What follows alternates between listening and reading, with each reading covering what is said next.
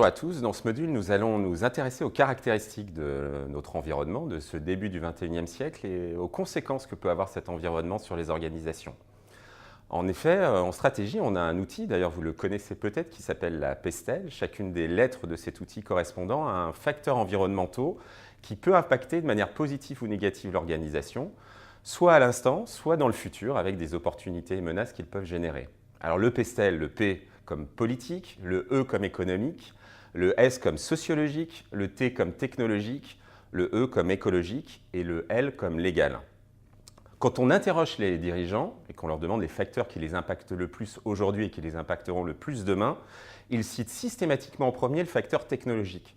Or, ce qui est intéressant, c'est qu'il y a une étude qui a été réalisée en 2015 par le Forum économique mondial qui montre que dans les faits, le facteur technologique est encastré avec d'autres facteurs et que finalement les facteurs les plus impactants pour les organisations demain seront plutôt les facteurs environnementaux avec des crises écologiques majeures, économiques avec l'augmentation des disparités de revenus et peut-être un chômage de masse avec l'arrivée des technologies, et puis le facteur étatique avec la crise des États.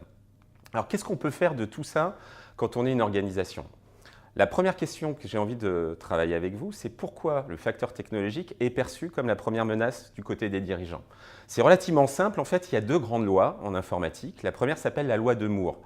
Elle a été édictée dans les années 50 et elle nous dit trois choses qui se sont vérifiées depuis les années 50. La première, c'est que tous les 2 ans, la capacité de stockage est multipliée par 2. Tous les 2 ans, la rapidité de diffusion de l'information est multipliée par 2. Et tous les 2 ans, la capacité de traitement des données est multipliée par 2.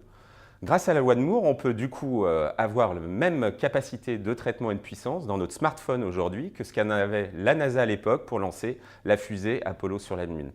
La conséquence, c'est de créer du nomadisme, de nous permettre de pouvoir travailler n'importe où, n'importe quand, sur n'importe quel support, et de générer aussi des capacités de traitement et d'interprétation des données comme jamais.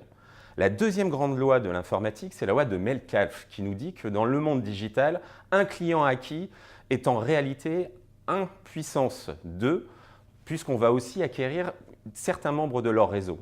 Ce qui fait que dans le monde digital, on peut très rapidement acquérir un nombre de clients conséquents et atteindre des effets de seuil que le monde physique ne permettait pas.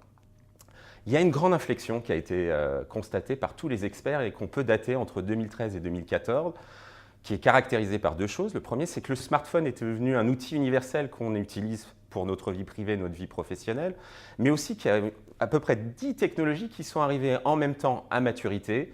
Vous en connaissez certaines, le cloud, les imprimantes 3D, l'Internet des objets, la réalité virtuelle, la réalité augmentée, la blockchain, l'intelligence artificielle et l'automatisation. Tout cela fait qu'aujourd'hui, notre monde numérique nous impacte très fortement et change notre rapport au monde.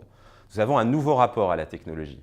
Nous sommes tous devenus technophiles et accros à nos outils. Nous avons aussi un nouveau rapport au temps et à l'espace. L'espace s'est rétréci et le temps s'est accéléré avec des principes d'impatience et d'immédiateté. Nous avons aussi un nouveau rapport à l'autorité, voire même parfois un rejet de l'autorité, et aux institutions. Regardez la crise que connaissent les politiques, mais également les grands groupes et parfois des institutions comme l'école ou la police. Et puis nous avons aussi de nouveaux rapports aux événements, à la connaissance, au savoir, au travail et à l'apprentissage. Ce nouveau monde a des conséquences sur les organisations. En fait, en gros, ça change tout. Nouveaux concurrents, des licornes, des smartphones, des nouveaux acteurs qui profitent de la technologie pour s'implanter sur notre marché, nouveaux business d'affaires, nouveaux procédés industriels, on parle de l'usine 4.0, nouveaux procédés, nouveaux outils, nouvelles organisations et bien entendu, nouveaux management. C'est pour cela qu'aujourd'hui, on considère que les organisations vivent dans ce qu'on appelle l'hypercompétitivité, à savoir qu'elles doivent affronter des concurrents beaucoup plus nombreux, beaucoup plus rapides, et que leurs barrières à l'entrée se sont rétrécies. Souvenez-vous, au XXe siècle, les organisations avaient un certain nombre de grandes caractéristiques. Une puissance financière, une part de marché, la loyauté de leurs clients qu'elles connaissaient depuis longtemps. Et ces acquis solides les protégeaient des nouveaux entrants.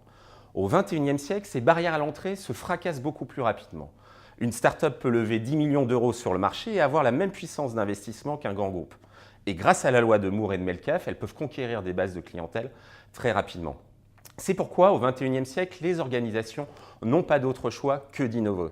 Mais attention, pas simplement innover en termes de produits, de services ou de procédés, innover aussi en matière de management. Car ce qu'on a déterminé et ce qu'on a pu identifier, c'est que sans innovation managériale, l'innovation produits et services est de moins bonne qualité.